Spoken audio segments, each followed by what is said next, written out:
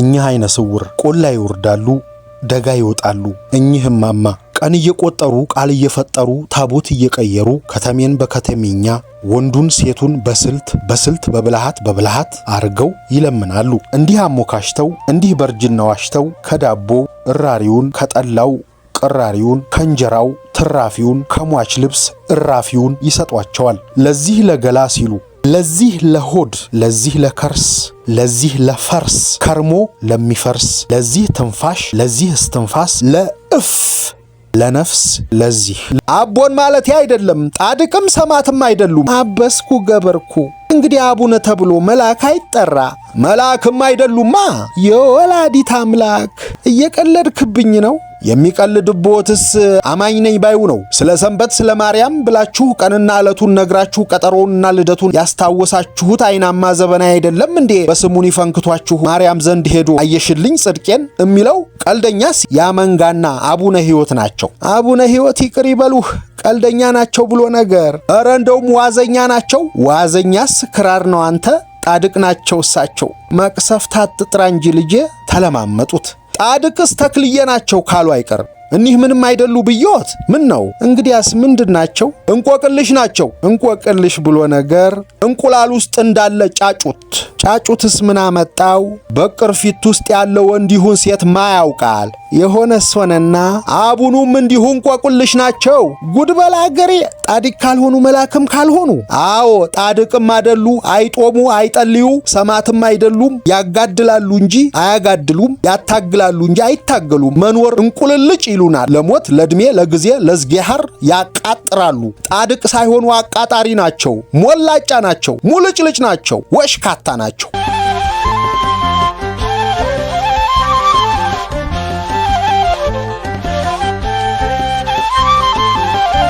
ጤና ይስጥልን። ሀብል ተረክቤት ሰልስቱ አስማት የሰንበት የስንበታና የስንብት ስም ዙፋን ክፍሌ ያዕቆብ ብርሃኑ የሳቱ ስልሶች ብርሃን ጨልጦ መስከር የተሰኙ ድንቅ ጽሑፎችን ልናጋራችሁ ወደድን። ይህም ቪዲዮ እየተከታተላችሁ ያላችሁ ቤተሰቦች ቻናሉን ሰብስክራይብ በማድረግ እንድታበረቱን ስንል በአክብሮትና በፍቅር እየጠየቅን ነው። ስለምታደርጉልን ሁሉ በማመስገን አብራችሁን ቆዩ።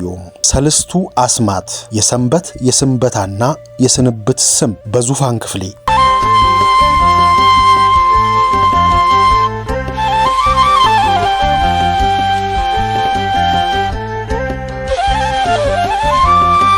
ከአገር አገር ይዞራሉ፣ ከደብር ደብር ያደርሳሉ።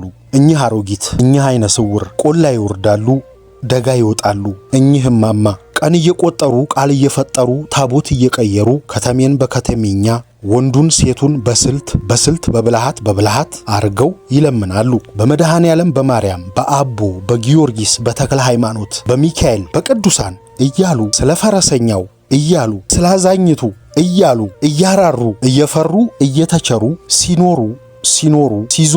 ሲዞሩ የተጎነጎነች ክር እጃቸው ላይ አስረው መስማትና መናገር የማይችል ልጅ የክሯን ጫፍ ይዞ ይመራቸዋል። አሁን ካልታጣብነት አሁን ካልጠፋ ምሳሌ በዲዳ ልጅ የሚመሩት እግዜርን ወይስ ሕይወትን ለማሳጣት ነው? እንዲዳኝላቸው ነው ወይስ እንዲዳኝባቸው? ወይስ እነሱ ናቸው እሳቸውን ያሳጧቸው? ልጅ አይን አለው፣ እሳቸው ምላስ፣ ሁለቱም ሆድ አላቸው። ሁለቱም ባፍንጫቸው ውስጥ ትንፋሽ አለ።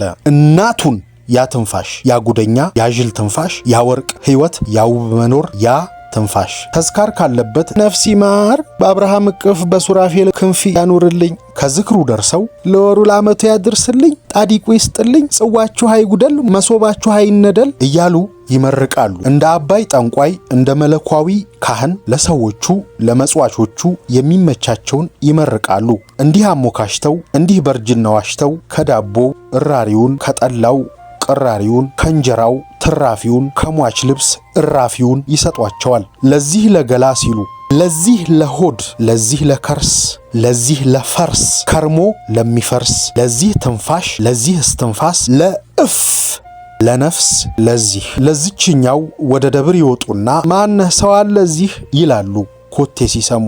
አቤት ጎሽ ልጄ የማን ነው ደብር ይሄ? ጸደንያ ማርያም እሺ ልጄ ጸደንያ ማርያም ትስጥልኝ በብርሃን ታሰንብትልኝ ስለ ጸደንያ ማርያም ስለ ብርሃን ወገኖቼ ስለ ጸደንያ ማርያም ትስጥልኝ በብርሃን ታሰንብትልኝ ስለ ጸደንያ ማርያም እሺ ጸደንያ ትስጥልኝ ክሽ ክሽ ክሽ ሳንቲሙ እጃቸው ላይ ይዘፍናል ይዘላል። ምን አገባው ይሄ ብረት ሆድ የለው ደም የለው አምላክ የለው ሳንቲም ይዘፍናል። ሳንቲም ይሳለቃል ይስቃል። ጥርስ የለው ምን አለበት እሱ።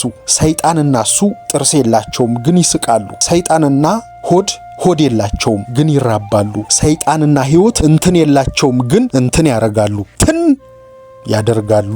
እሱቴ ሳይደግስ አይጣላ ለኮልታፋው አይን ለዓይነ ስውር ልሳን አይነሳም። በልጅ አይን እያዩ በአዋቂ ልሳን እየተወያዩ የለማኝ ተለማኝ ውይይት ሲኖሩ ሲዞሩ በበትራቸው መሬቱን እየኮረኮሩት አፈሩን ደንጋዩን ቦዩንና ግንቡን ለበትራቸው የሚያዜሟት ዜማለች። በትሬ በትሬ በትሬ እግሬ በትሬ ሳላየው አይቶኝ ሳይጠልዘኝ በልቅደም ጠልዘው እግሬን ግንባሬን ሳያበልዘው ሳያደባየኝ እንቅፋት ደንጊያ ዘንጊያይን ማዘንጊያ ዘንጌ ቀሌት ማንጊያ ዘንጌ ምራኝ ዳገቱን ዘንጌ አውጣኛ ቀበት ዘንጌ አዛኝ ካለበት ዘንጌ ምሳና ቡና ዘንጌ መራህ አይነ ስውር አንተ አይነ ልቡና ከደጋሽ ንፉግ እንዳታደርሰኝ እንደበቀደም ቀኝ ቀኙን ይቅናን እንሂድ ቅደም። ይህንን ከአንድ ቦታ ሲያርፉና ሰው የሌለ ሲመስላቸው በአራራይ ዜማ ያዜሙታል። ለዘንግ ባዜሙት ዜማ እግዜርም ሳይቀና አይቀርም። እሰይ አይናቸውን ቢያበራ ለሱ ያዜሙለት አልነበረ ነገሩ። ዜማው ለካ የልበ ብርሃንነት እንጂ የአይን ብርሃንነት አይደለም። ወይ ግሩም! አንተ አታደርገው የለ ሺ አድርገህ በሺውም ልክ መሆን ካንተ በቀር የማን ነው? ሺ ብታደርግ በሺውም ልክ ነህ ማለቴ ልክ አይደለህም ብል ገሃነም ወደሚባል ሀገርህ እንዳልጋዝ መፍራቴ አይምሰልህ። እስከ ፀሐይ መግባት እስከ ኮከብ መውጣት መርምሬ የገባኝ መራር እውነት ያንተ ልክነትና ፍጽምና ቢሆን ነው እንጂ። አዎ እየገደልክ እያዳንክ እኩል ልክና ፍጹም መሆንህን ከማወቅና ከማመን እኩል ምን ኮሶ ይመራል። ግራቸው በክር እየተጎተተ በቀኛቸው ምርኩዝ ይዘው አቤት የሰለቸ ድምፅ። የኔ ጌታ ጤና ይስጥልኝ ከዚህ ደብር ነህ እንዴ? አዎ እዚህ ነኝ። እንዳይወድቁ ትየ እሱን ተወው ልጄ ምላሱ አይፈታም ጆሮውም እምብዛም። የደብሩ ታቦት ማን ነው ይልቅስ? ያው እንደናንተው ነዋ ታቦቱ አንድ ነው አላቸው። ካንጀት ያልሆነ ሳቁና መለሱለት። እኔ ምን አገር አለኝና እንደኛው ይሆናል ልጄ? እኔ እኮ ዟሪት ነኝ። ለውጥ የለውም ታቦቱ አንድ ነው አልኮት። ስንትስ ይሆነ እንደው ስም የለውም ታዲያ? አቡነ ሕይወት ናቸው አለ ባጭር በምጸት በምሬት። እንዲህ ብሎ ታቦትስ ሰምቼም አላውቅ። ጻድቅ ናቸው። አቦን ማለትህ ከሆነ እሳቸው አቡነ ገብረ ሕይወት ናቸው። አቦን ማለቴ አይደለም ጻድቅም ሰማዕትም አይደሉም። አበስኩ ገበርኩ። እንግዲህ አቡነ ተብሎ መልአክ አይጠራ? መልአክም አይደሉማ። የወላዲት አምላክ እየቀለድክብኝ ነው። የሚቀልድቦትስ አማኝ ነኝ ባዩ ነው። ስለ ሰንበት ስለ ማርያም ብላችሁ ቀንና ዕለቱን ነግራችሁ ቀጠሮውንና ልደቱን ያስታወሳችሁት አይናማ ዘበና አይደለም እንዴ? በስሙን ይፈንክቷችሁ ማርያም ዘንድ ሄዶ አየሽልኝ ጽድቄን የሚለው ቀልደኛስ ያመንጋና አቡነ ሕይወት ናቸው። አቡነ ሕይወት ይቅር ይበሉህ ቀልደኛ ናቸው ብሎ ነገር። ኧረ እንደውም ዋዘኛ ናቸው። ዋዘኛስ ክራር ነው አንተ። ጻድቅ ናቸው እሳቸው። መቅሰፍት አትጥራ እንጂ ልጄ ተለማመጡት። ጻድቅስ ተክልዬ ናቸው ካሉ አይቀርም እኒህ ምንም አይደሉ ብዮት። ምን ነው እንግዲያስ ምንድን ናቸው? እንቆቅልሽ ናቸው። እንቆቅልሽ ብሎ ነገር እንቁላል ውስጥ እንዳለ ጫጩትስ ምን አመጣው? በቅርፊት ውስጥ ያለው ወንድ ይሁን ሴት ማያውቃል። የሆነስ ሆነና አቡኑም እንዲሁ እንቆቅልሽ ናቸው። ጉድ በላ አገሬ። ጻድቅ ካልሆኑ መልአክም ካልሆኑ። አዎ ጻድቅም አይደሉ፣ አይጦሙ አይጠልዩ፣ ሰማዕትም አይደሉም። ያጋድላሉ እንጂ አያጋድሉም፣ ያታግላሉ እንጂ አይታገሉም። መኖር እንቁልልጭ ይሉናል። ለሞት ለዕድሜ ለጊዜ ለዝጌሃር ያቃጥራሉ። ጻድቅ ሳይሆኑ አቃጣሪ ናቸው። ሞላጫ ናቸው። ሙልጭልጭ ናቸው። ወሽካታ ናቸው። አቋረጡትና 3 ጊዜ ደጋግመው እና በፍጥነት በፍራቻ ሆነው አማተቡ። ለማማተብ ጣታቸውን ሲፈልጉ ምርኩዛቸውን ለቀውት ኖሮ ዝቅ ብለው 1-2 ቦታ ትቢያውን ካፈሱት ኋላ ምርኩዟን አግኝተው አነሷት። በረዴታቸው ይሰውሩኝ ያስፈራሩናል እንዴት ትላለህ? ተው እንጂ ልጄ ምን ነው ባልጠየቅኩህ። ለእንጀራ ብዬ ጻድቅ ቆሜ ማሰደብ ለኔስ ኩነኔ አይደለምን? ስለሚያስፈራሩን ነዋ። ለረሃብ ባልናገር ለጭንቅ ባልጠቁምህ መች አቡኑ ሕይወት ሆኘው ይሉናል እያልኮት እኮ ነው። ይኸው እርሶን አስፈራርተው በስማቸው ስለ አቡኑ ሕይወት እያሉ ይመጸወታሉ። እርሶም እኚሁ ናቸው አቡኑ ይበሉ አለ። ድምፁ የጉዞ መሆኑን ሰሙና ታዲያ ከመቅደሱ ደርሻለሁ ወይስ ሩቅ ነው አሉት። ሩቅም ቅርብም አይደሉም። ይልቅ ጻድቅ ወይስ ሰማዕት ናቸው ላሉኝ መናኔ ናቸው። ከየትኛው ዋሻም እንደዘጉ አይታወቅ። ይበሉ መቅደሱን ያገኙለት፣ በጸሎት አይርሱኝ ብሎ እምባ ያጋቱ አይኖቹን እየጨመቀ ሲራመድ ክርስትና ስምህ ማን ነውና? ያው እንደሶ ነው ገብረ ሕይወት ይበሉኝ፣ የሕይወት ባሪያ። ሴትየዋ ተገርመው እንደሶ የኔ ማን ነው አሉ። ዓመተ ሕይወት ነዎታ የሕይወት ገረድ አለና የራሱን 3 ስሞች እያስታወሰ አዘገመ። የመሰንበት ስም ገብረ ሕይወት፣ የሰንበት ስም ገብረ እግዚአብሔር፣ የስንብት ስም አስክሬን። ከራቀ በኋላ ወደ አይነ ስውሯ በሩቅ ሲገላመጥ ቁጭ ብለዋል። የዛሬው ውሏቸው ከካሃዲና ችኮ ሰው ጋር ሆኖ እንጀራ ቢጠይቁ ስለ እንጀራ ተነግሯቸው ባቡና ቁጭ አሉ። ቁጭ አሉና አዜሙ። ያችን ዘንጌን፣ ያችን ዘፈን ብትሆን ትዝታ፣ ያችን መዝሙር ብትሆን አራራይዋን፣ ያችን ዘንጌን ዘንጌ አይኔን ማዘንጊያዬ፣ ዘንጌ የቀን ሌት ማንጊያዬ፣ ሳያደባየኝ እንቅፋት ደንጊያ፣ ሳይጠልዘኝ በልቅደም ጠልዘው፣ እግሬን ግንባሬን ሳያበልዘው ብዬህ አልነበር ዘንጌ አይነ ልቦና፣ ወዳጅስ ነበር ናምና፣ እንግዲህስ እንግዲህ ይቅር እንቅፋት ለምኔ ላፍር፣ ተነቃቀለ የጣቴ ጥፍር፣ አሁንማ ተው አሁንስ ይቅር፣ ዘንጌ አይኔ ማዘንጊያዬ፣ ዘንጌ የቀን ሌት ማንጊያዬ፣ ቦዩን ኮረቱን ስትዳብስ የስውር እምባ ስታብስ፣ ተወው ደከም ካንተም እኔም እዚሁ ልቆይ አንተም ከዱርህ ክተም። ዘነበ የማን መሆኑ ነው? የምርኩዟ የስንብት እምባ ወይስ አራራዩ እግዚአብሔርን አስነባው? ሁለቱም ይሆኑ ይሆናል ላይሆኑም።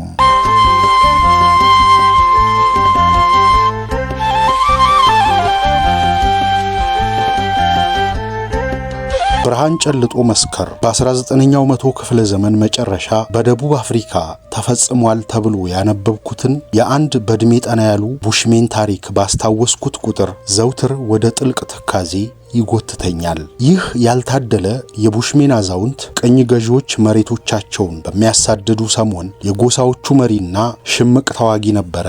የሆነ ቀን አካባቢው ላይ በከተሙ የደች ሰፋሪዎች እገዛ አዛውንቱ ኮቦና ጥቂት ሌሎች የጎሳዎቹ ሰዎች በድንገት ተያዙ።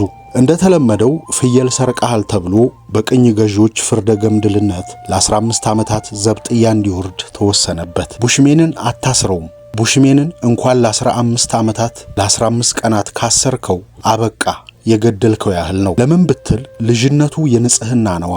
ዓለሙ እስከ ከዋክብት ጽንፍ የተዘረጋ ሁሉ ብርቅ ግን ነፃ በሆነበት የበረሃና የዱር ክበብ እንደ ንስር በነፃነት የሚቀዝፍ ገደብን የማያውቅ ነፃ ፍጥረት ነውና ቡሽሜንን ስታስረው ያኔ ትሰብረዋለህ። ማሰሩን ተወውና በመንደሮች ተወስኖ እንዲኖር ስታስገድደው ያኔ የዘር ማጥፋት አውጀህበታል። በአሜሪካ ቀደምት ህዝቦች ቀይ ህንዶች ላይ የሆነው ይሄው ነበር እና በዚያ ዘመን አንድ የጀርመን የስነ ልሳን ተመራማሪ በደቡብ አፍሪካ የቡሽሜን ቋንቋ ለማጥናት የሚያደርገውን ጥረት የሚያግዘው ሁነኛ የቋንቋው ተናጋሪ ፍለጋ ሲባዝን ከዚሁ ያልታደለ እስረኛ ጋር ተገናኘ። ጀርመናዊው ቡሽሜኑን በቁም እስረኝነትና በአገልጋይነት ወደ ቤቱ ወሰደው። ታሪኮቻቸው፣ ተረቶቻቸው፣ አፈታሪኮቻቸው ሁሉ 12000 የእጅ ጽሕፈት ገጾች ተመዘገቡ። ዛሬ ዩኔስኮ ለሰው ልጅ ሁሉ ዋጋ ካላቸው ብርቅዬ የጽሕፈት ቅርሶች መካከል መዝግቧቸዋል። ከዓመታት በኋላ አንድ ዕለት ምሽት የጀርመናዊው ረዳት የነበረችውና የጎሳዎቹን ቋንቋ የምትናገረው ሉሲ ቡሽሜንን አዛውንት ኮቦን ጠየቀችው። ለመሆኑ ከጎሳዎች በመነጠልህ ከመኖሪያ አካባቢህ በመራቅህ የሚናፍቅህ ምንድነው ስትል ጠየቀችው። ቡሽሜን በትካዜ ውስጥ ሆኖ መለሰ። የሚናፍቀኝ ምግቡ መሰሎቼ፣ ነፃነቱ፣ ጋራ ሸንተረሩ ሊመስልሽ ይችላል። እኔ ሁልጊዜ የማልመው ግን የጨረቃዋን መውጣት ተከትዬ ወደ ለመድኳቸው ሸንተረሮች ተመልሼ ተረቶቻችን፣ ታሪኮቻችን እንደገና ለመስማት ብቻ ነው። ዘውትር የሚናፍቁኝ ተረኮቻችን ብቻ ናቸው። የማውቃቸውስ ቢሆኑ እንኳን ደጋግሜ በሰማቸው አልሰለቻቸውም። ተረቶቻችን እንደ ነፍስ ናቸው። ምኞቴ ከመሞቴ በፊት አንድ ዕለት እንደገና ተመልሼ እንድሰማቸው ብቻ ነው። እነሆ አሁን ቁጭ ብዬ ስጠብቃት የነበረችው ጨረቃ ወጥታለች። ቢፈቅዱልኝ ይችን ጨረቃ ተከትዬ ወደ ጎጆዬ አዘግማለሁ። እዚያ ታሪክ አለኝ። እዚህ እኔ በማይመስለኝ የሴቶች ጓዳ ስንከላወስ፣ እዚያ መሰሎቼ ታሪካችንን እያጣጣሙ ነው። እዚያ ከተራሮች ጀርባ ልታደመው የሚገባኝ ብዙ ታሪክ አለኝ። ታሪኩን እንደተረኩልን ምንጮች ከሆነ ይህ ቡሽሜን ለአንዲት ዕለት እንኳ የናፈቃቸውን ተረቶች ለመስማት ሳይታደል በግዞት ተሸኝቷል። መጀመሪያ የሰው ልጅ እሳትን አላመደ፣ ምድጃውን ዘረጋ። በእሳቱ ፍላጻ ነፃና ቁጡ መዋብ፣ በወጋገኑ ትርኢት ህብር ነፍሱ ማለለች። በምድጃው ዙሪያ ብርሃን ጨልጦ ሰከረ። እዚያ ተረቱን አደራ፣ ደመነፍሱን አነቃ። ጥንታዊና መሰረታዊ የሆኑ የሰው ልጆችን የደመነፍስ ስሪት አንጓዎች በተረቶቹ ቀመረ፣ ሸመነ። የታሪክ ነገራውን አሃድ የጀመረው እንዲህ ሆነ። ምናልባት የሰው ልጅ ከእንስሳቱ የተለየ በመጠኑ በምክንያቱ አእምሮ የሚመራ ፍጥረት ያደረገውም ይኸው የታሪክ ነገራ ጥበቡ ሳይሆን አይቀርም። ምናልባት በቅጡ ልንረዳው ስላልቻልን እንጂ እንደኛ የተወሳሰበ ባይሆንስ እንኳ እንስሳቱም በራሳቸው አኳኋን የታሪክ ነገራ መንገድ ይኖራቸዋል።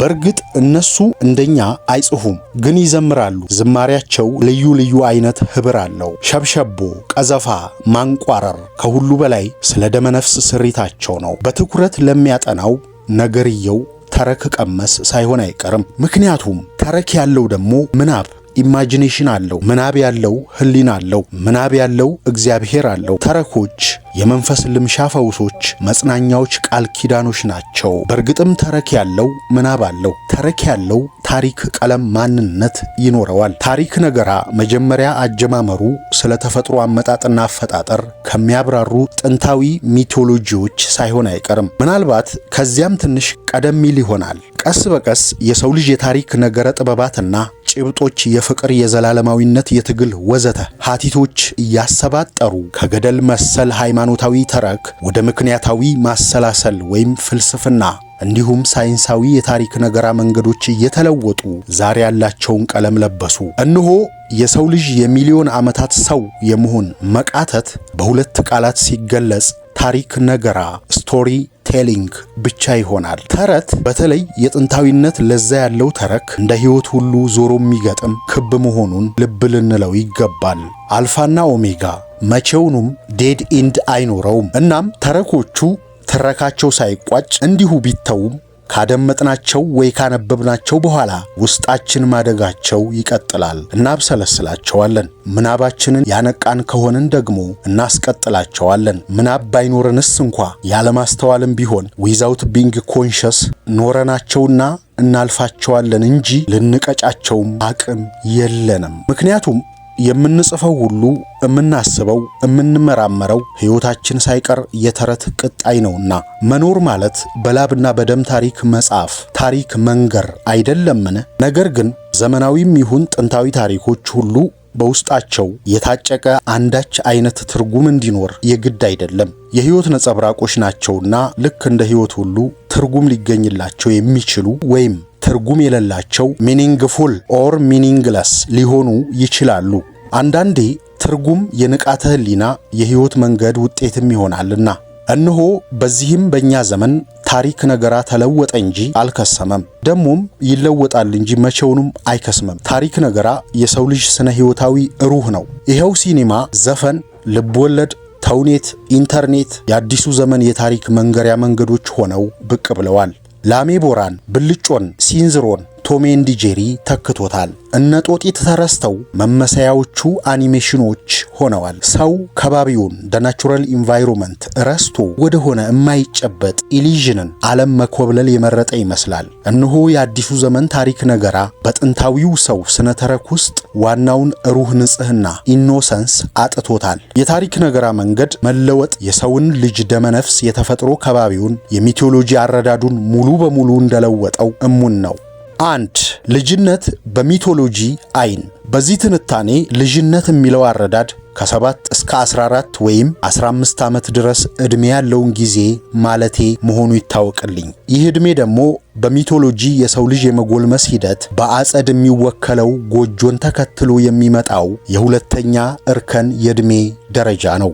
በዚህኛው እርከን ታዳጊዎች ተጋዳሊዎች ከጎጇቸው ውጭ ያለውን ተፈጥሯዊ ዓለምና ሰዋዊ መስተጋብር ቢችሉ ለማሰስ ባይችሉ ለማፍረስና የራሳቸውን ነፃ ቅኝት ለመደንባት ብርሃን ጨልጠውና እሳት ልሰው ብቅ ይላሉ። አንዳንድ ጊዜ ከራሳቸው መሻት ውጪ የሚያደፋፍራቸው የሚገፋፋቸው ወይም አማራጭ አሳጥቶ ወደዚህ አይቀሬ የህይወት የንቃት ፈርጅ የሚያንደረድራቸው የሆነ ውጫዊ አካል ይኖራል። ልጅነት በምስራቅ ጎህ አንጸባራቂ ብርሃን ይመሰላል። የመፍካት፣ የፍንደቃ፣ የሚጎለምስ ኃይል፣ የመሻት፣ የማድረግ፣ የፍላጎት፣ የሐቀኝነት፣ የንጽህና ጊዜ ነው። የምስራቅ ፀሐይ ለምዕራብ ጠላው መሆኑን ልብ ይለዋል። የምስራቁን ጎህ ብርሃን ጨልጣ የሰከረች አንዲት ተጋፊ ቀበጥ ታዳጊ በሚጎለምስ ወሰን የለሽ ኃይል እየተገፋች ወደ ህይወት አንገቷን ስታሰግግን ልክ የለሽ የማደግና የመስፋት ምኞቷን የሚቀፈድድ የማያሰናዝር ህይወት ይጠብቃታል።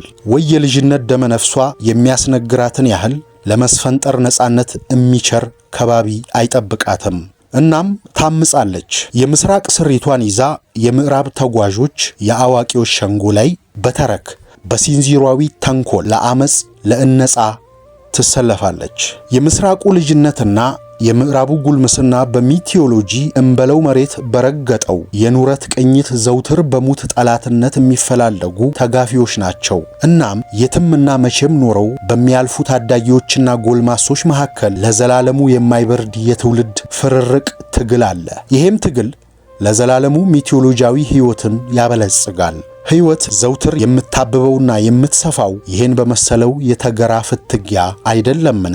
እንደ ሚቲዮሎጂ ሳቢዎች በልጅነት የዕድሜ ክልል ያሉ ተጋዳሊዎች የሚመላለሱባቸው አጸዶች በፍራፍሬና በአበባ ብቻ ሳይሆን በመናፍስትና አጋንንት የሚያረዱ ተረኮች ጭምር የተሞሉ ናቸው። ልክ ከልፍኝ ስትወጣ ተጋዳሊቷን መጀመሪያ ሽብር፣ ፍርሃት፣ ጥርጣሬ ወይም ቢያንስ ለአመጻ የሚገፋፋ ውስንነት ይቀበላታል። ይህን ውስንነት ተጋፍጣው ካለፈች ያቺ ሴት የቃቄ ውርዶትን ታክላለች፣ ንግሥት ፋራን ትመስላታለች። የውስንነት ቋጠሮው ግን ለዘላለሙ የሚፈታ አይደለም። እዚያም ሌላ ተጋዳላይ ወይም ተጋዳሊትን ለሌላ ጀብደኛ ተልኮ ያስነሳ ዘንዳ ተቀባብሎ ሊጠብቅ ግድ ነው። ዘውትር የሚሆነው እንዲያ ነው። ሁላችንም የየድርጓችንን ያህል የትግል ቋጠሮ ተመጥኖልናል። ታግለም ብንጥለው የየፊናችን ጀግንነት ብንቀበለው ቂሎች እንሆናለን። 2 የኤሮጳ ሰዎች ፍልስፍናና ልህቀት ውድቀት። የሰው ልጅ አጠቃላይ ሁለንተናዊ ስልጣኔ የሳቱ ስላሶች ውጤት ብለናል። የምድጃ የማቅለጫና የመሰዊያ። ከፍ ብዬ እንዳተትኩት መጀመሪያ ፍልስፍና የተረት ተረክ ቅጣይ ነበረ። ከተረት የተዋሃደ ከእምነት የተጋመደ ነበረ። ታሪክ ነገራ እየሰለጠነ እየተቀየጠ እየተለወጠ ሁሉም እንደ ባህሉ እየሸመነው ግብጽ፣ ሜሶፖታሚያ፣ ግሪክን አልፎ ሮምንም ተራምዶ ፍሎረንስ ላይ ደረሰ። በዚህ ጊዜ በተለይ በምዕራብ ኤሮጳ ከተረት ስነ አምልኮ እኩል ምናልባት በላይ ያመክንዮና ፍልስፍና እንዲሁም የሳይንሳዊ ተረክ ነገራ መንገዶች መፈጠርም ጀምረዋል። በ14ኛው ክፍለ ዘመን በጣሊያን ፍሎረንስ የኤሮጳ ሰዎች የተሐድሶ ንቅናቄ ሲጀምር ከሦስቱ የእሳት ስላሶች ሁለቱን አግልሎ ከማቅለጫው ጋር መጣበቅን መረጠ። የመለኮት ሕልውና ማክተም በአዋጅ እስኪለፈፍበት ድረስ መንፈሳዊነት ዋጋ አጣ። ባህል፣ ትውፊት፣ ስነ ተረት በአዲስ መጤው ሳይንሳዊ የቁጥርና የግራፍ ተረክ ውሽንፍር እንዳይሆን ሆኖ ተሽመደመደ። በአንድ ወቅት በስፓኝ፣ በፈረንሳይ፣ በጣሊያን፣ በኔዘርላንድስ ትልልቅ የአምልኮ ቦታዎች የነበሩ አድባራት በሂደት የምሽት ጭፈራ ቤትነት ተቀየሩ። ኤሮጳውያን በዘመናት ሂደት የደረጀውን ሁሉንም የምድጃና የመሰዊያ ቅኝት ለመደምሰስ ከ400 ዓመታት በላይ ጊዜ አስፈልጓቸዋል። በዚህ ሁሉ ሂደት ማቅለጫው ብቻውን ደረጀ። ማቅለጫው አንጥረኛን፣ ብላክ ስሚዝ ከመሳሰለ ጥቃቅን የጎጆ ዕደ ጥበባት ተነስቶ የኢንዱስትሪ አብዮትን ወለደ። ይህም ሂደት ከተፈጥሮ ከእውነታ ከመለኮትና ከራሱ እውነተኛ ማንነት የተነጠለ ግዕዝ ሸማች ህብረተሰብን ፈጠረ። ግብረ ተራክቦ ሴክሹዋሊቲ፣ መንፈሳዊነት ስፒሪቹዋሊቲ፣ እንዲሁም ጾታዊ ማንነትን ጀንደር የተመለከተ ሚስጥረ ተፈጥሮን በስምረት መረዳት የተሳነው የተምታታበት አዲስ ቅጥ የለሽ ስርዓት ማህበር አቆጠቆጠ።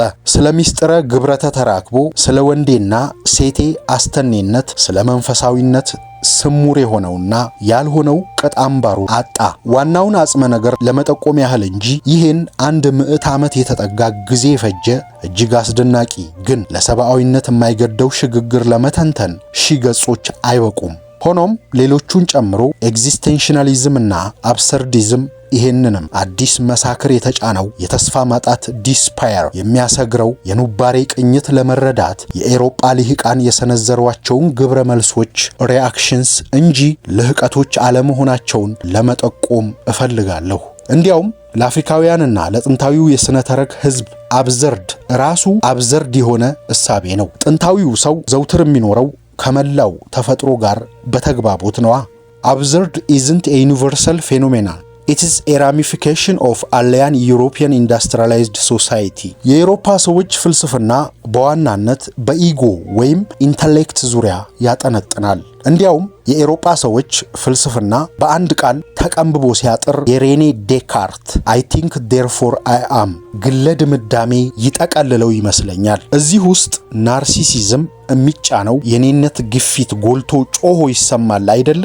በአንጻሩ የጥንታዊ የሥነ ተረት ሕዝቦች ጋርዮሻዊ ፍልስፍና በአፍሪካዊው አቡንቱ እኔን የሆንኩት እኛን ስለሆንን ነው የሚል አስደናቂ ጽንሰ ሐሳብ መቀንበብ የሚቻል ይመስለኛል። በአፍሪካውያንና በጥንታዊ የሥነ ተረቶች ሕዝቦች ዘንድ ከኢንተሌክት ይልቅ ደመነፍስ መንፈስ ስፕሪት ስል ነው፣ ገዢ ነው። የአውሮፓ ሰዎች ሰው የተፈጥሮ የበላይና ገዢ ሊሆን የተገባ ስለመሆኑ ያምናሉ።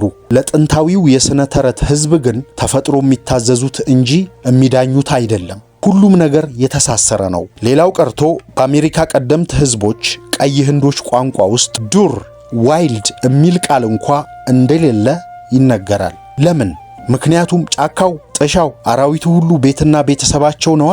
ጎሽማ የተረካቸው ሁሉ ማጠንጠኛ ቅዱስ እንስሳ ነው። እናስ እነሱ ዘንድ ዱር ብሎ ነገር ምን ይሰራል? በሥነ ተረት ሕዝቦች ዘንድ ከሕግና ቀኖና ይልቅ ንጽሕና ኢኖሰንስ ገዢ ነው። እግዚአብሔርንስ ቢሆን ልንደርስበት ልንዳስሰው የምንችለው በአመክንዮአዊ ንቃ አእምሮ ኢንተሌክት ሪዝኒንግ ሳይሆን በንጽሕና አይደለምን? በትውፊት ሕፃናትን መላእክት እንዲያጫውቷቸው አዛውንትነትን የመላእክትነት ግርማ ያለው ዕድሜ ስለመሆኑ የሚነገረን ሁሉ እኮ እንዲያው ባቦ ስጡኝ የሚነዛ አይደለም። ሁለቱም ሕፃናትም ሆኑ አረጋውያን አንድ እግራቸውን በመንፈስ የሚታዘዘው ቀጠና ውስጥ ያሰማራሉ። ሆኖም የአፍሪካ ተረቶች ቀለማቸው የሕመም፣ የግፍ፣ የበደል፣ የበቀል፣ የጀግንነት አልፎ አልፎ የፍቅር ሲሆኑ የአውሮፓ ሰዎች ተረቶች ስለምን ድብቅ በብርሃን የተጥለቀለቁ የመናፍስት መንደሮች ቤተመንግስታት ገለጻዎች የሚያሸበርቁ ፌሪ ቴልስ ሆኑ የሚለው ጥያቄ ምላሽ የሚያሻው ይመስለኛል። እነዚህ ፌሪ ቴልስስ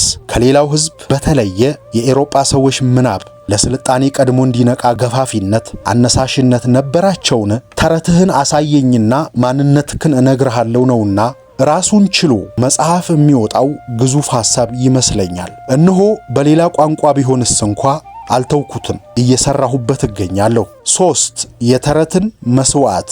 የጥንታዊው የሥነ ተረት ሰው ካውካስ፣ ጥቁር አፍሪካዊ፣ ሞንጎላዊ ወይም የየትኛውም ባህልና አካባቢ ስሪት ቢሆንስ እንኳ በመሰረታዊ ስነ ባህሪው ልዩነት የለውም። ቅኝቱ የንጽህና ነዋ። ለጥንታዊው ሰው መለኮቱ በሙቀጫ ልጅ ርዝመት ልክ የሚደርስበት ያህል ለሁለንተናው ቅርብ ነው። በሁሉም የጥንታዊ ሕዝቦች ስነ ተረቶች ውስጥ መለኮት በሰው ልጆች ክፋትና ውትወታ ተማሮ ወደ ሰማይ ርቆ ከመሰወሩ በፊት ለሰው ልጅ ቅርብ እንደነበር የሚተርኩ ስነ ተረቶች ማግኘት የሚቻለው ለዚህ ይመስለኛል። ይህንን ሳስብ ፓውሎ ኮኤልሆ ጽፎት ያነበብኩት በጥንታዊ የአይሁድ ማህበረሰቦች ዘንድ የሚነገር አንድ የሚያስደንቀኝን ተረክ እውነት የሆነ ያህል ማመን ያምረኛል። በእርግጥም እውነት ሳይሆን ይቀራል። ተረቱ እንደዚህ ነው። ዘመኑ ጥንት ነው። የሆነ መንደርን በሃይማኖታዊ መሰጠታቸው የሚያገለግሉ አንድ ራባይ ነበሩ። መንደሯ ላይ ማንኛውም አደጋ ባንዣበበ ጊዜ እኒህ ራባይ ወደ ደን ወጡ። በዚያ ቅዱሱን እሳት ካያያዙ በኋላ ወደ መለኮት ጸለዩ። መንደሯም ከፈተና ዳነች። ያንዣበበውም መቅሰፍት ተመለሰ። የሆነ ጊዜ ግን ራባዩ በድንገት አለፉ። እንደገና መንደሯ በአደጋ በተከበበች ጊዜ ተተኪው ራባይ ወደ ደኑ ሄዱ። አሉም። ጌታ ሆይ ጸሎቱን አውቀዋለሁ፣ እጸልይልሃለሁም። ጸሎትም የሚደረግበትን ትክክለኛ ቦታና የተቀደሰውን እሳት ማያያዙን ግን አላወቅኩበትም። ነገር ግን አንተ በሁሉም ቦታ አለህ። ስለዚህ እዚሁ ጸልያለሁ። ጸሎቴን ስማ፣ መንደሬንም ጠብቅልኝ። ጸሎታቸውን አድርሰው ተመለሱ። መንደሯም ከተጋረጠው አደጋ በብዙ ሳትጎዳ ተጠበቀች።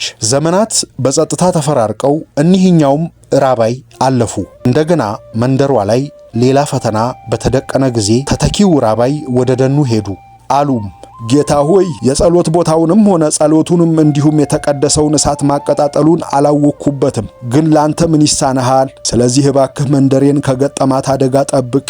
አሁንም መንደሯ ፈተናዋን ተሻገረች። ከዘመናት በኋላ እኚህኛውም ራባይ ባረፉ ጊዜ በእግራቸው የተተካው ልጅ እግር ራባይ ሆነ። እንደተለመደው መንደሯ ላይ ፈተና በተጋረጠ ጊዜ ከቤቱ ሳይወጣ እንዲህ አለ።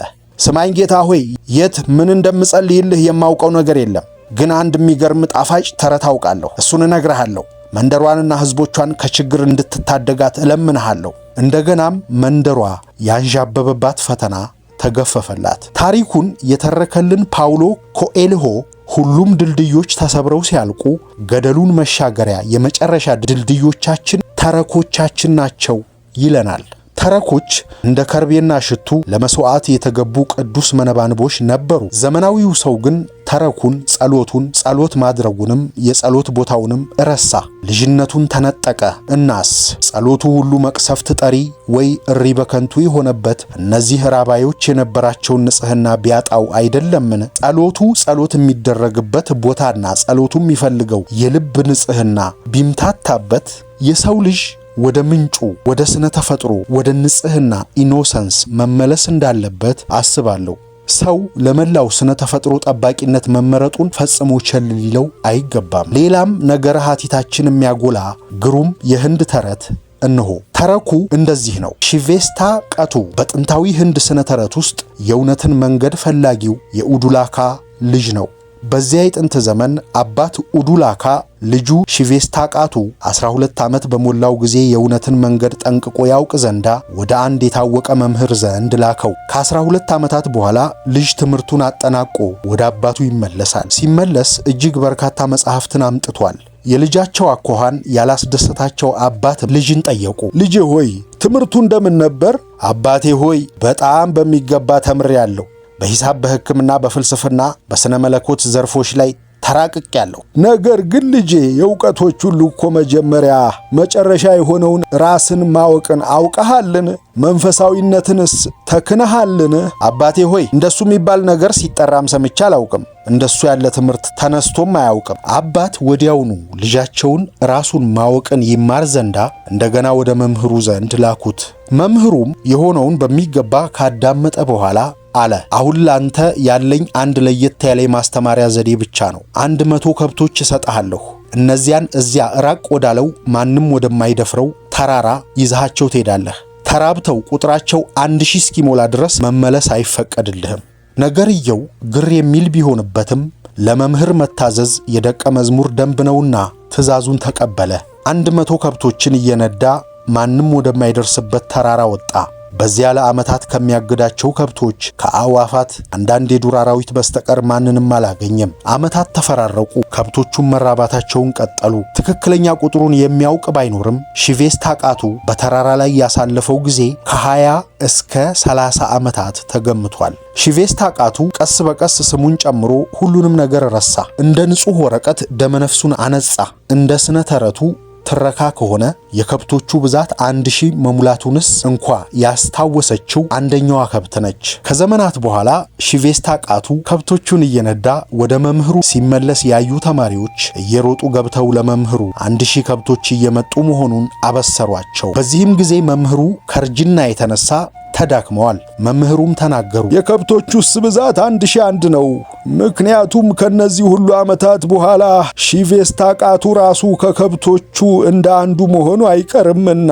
በእርግጥም ሺቬስታቃቱ ሲመለስ ሁሉንም አይነት የተማራቸውን ሰዋሰው፣ ሂሳብ፣ ሕክምናና መሰል ዕውቀቶች ረስቷል። በመንፈስ እንደ አዲስ ተወልዶ የንጽህና ልጅነትን ተቀናጅቷል። ታላላቆቹ መምህራን ካሳለፏቸው የሚበልጥ ረጃጅም የጽሞና ጊዜ ነበረው። ሁሉንም አይነት ሰው ሰራሽ ብልጣብልጥነት ደምስሶ እንደ አዲስ ተወልዷልና ጸሎቱ ተርታ ነገር ግን ስሙር ሆኗል። ሲመለስ አዲስ ማንነቱን ያነጸ ፍጹም ቀና ሐቀኛና ንጹህ ሰው ነበረ። በትውፊት ብቻውን የሚኖር እሱ የእግዚአብሔር ጎረቤት ነው እንዲባል እንዲያ ሽቬስታ ቃቱ ለዓመታት የእግዚአብሔር ጎረቤት ነበረ። እንደነባሩ የጉርብትና ወግ ምናልባት ከእግዚአብሔር ዘንድ እሳት ተጫጭሮም ይሆናል። ማንም ጎረቤት እንደሚያደርገው ሁሉ ማንም ደቀ መዝሙር ከመምህሩ ዘንድ የሆነ ትርኳሽ ትንታግ ይዋሳል እንጂ የምድጃውን እሳት እንዳለ አያግዝም። እንደዛ ማድረግማ የስንፍና መንገድ ይሆናል። እኔም እንደ ካቦ ከማላውቃቸው ተራሮች ጀርባ ከልጅነቴ ወንዞች ባሻገር የተጋረዱ የቅድመ አያቶቼ ተረቶች፣ ታሪኮች፣ ገድላት ይናፍቁኛል። እንደ ሽቬስታ ቃቱ ያንዱን የዱር አጋዘን ጅራት ወይም ያንዱን ተረት ጫፍ እንደ አስማት ክር ይዤ ጭልጥ ብዬ መጥፋት ያምረኛል። እግሬ እንዳመጣ ወደ የትም መራመድ ያሰኘኛል። ሁሉንም መጨበጥ፣ ሁሉንም መጨለጥ ያምረኛል። ጥሪው ይሰማኛል። አንዳንድ ጊዜ በጥልቅ እንቅልፍ መካከል በእንቅልፍ ልቤ ይደርሰኛል። ጥሪው ከሚሊዮን ዓመታት የጊዜ ርቀት የሚመጣ ይመስላል። ለእውነታው ዓይኔን መግለጥ ከቻልኩ ወደ የትም ብራመድ እዚህም እዚያም ሕይወት፣ እዚህም እዚያም ምልአት ነው።